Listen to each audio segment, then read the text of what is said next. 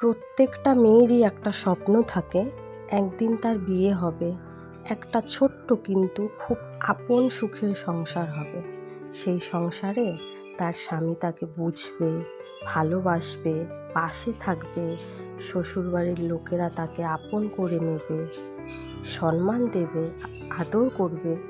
কিন্তু যখন বাস্তবতা সেগুলো দেয় না, তখন একটা মেয়ে বোঝে স্বপ্ন আর বাস্তবের মাঝখানে কতটা কষ্ট, হাহাকার লুকিয়ে থাকে।